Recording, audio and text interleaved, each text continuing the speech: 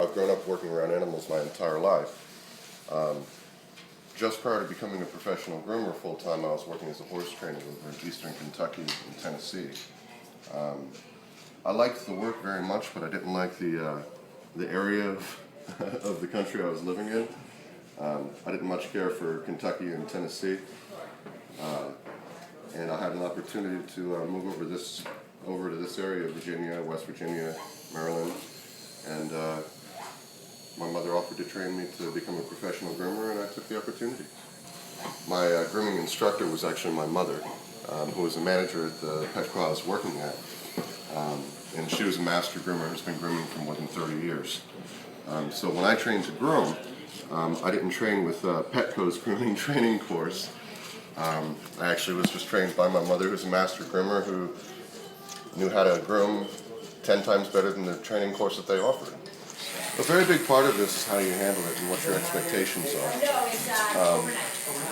Dogs communicate quite a bit through energy and body language, and you can't be tentative with your touch. You can't really ask permission to do one thing or another. There's 100 things that have to be done to this dog during the groom. Most of them the dog would, just on instinct, object to. If you're having a debate with the dog or asking its permission to do things, the dog's going to say no every single time. You just have to understand that, it's like dealing with children or babies or toddlers. We know best. We're not going to ask permission. We're doing what's good for them, and they have to learn to tolerate it. It's not entirely a pleasant experience, Sometimes it can be a little bit uncomfortable for them to have their nails trimmed. It's uncomfortable to be brushed.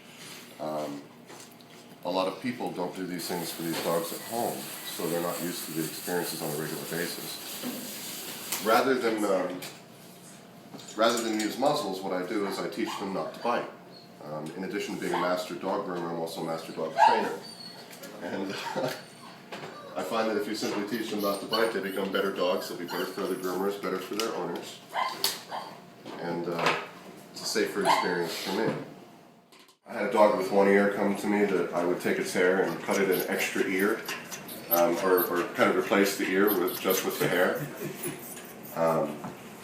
I've had one-eyed dogs come in that I'll give just little kind of cute bangs over one side and stuff to hide the missing eye, One face, one eye.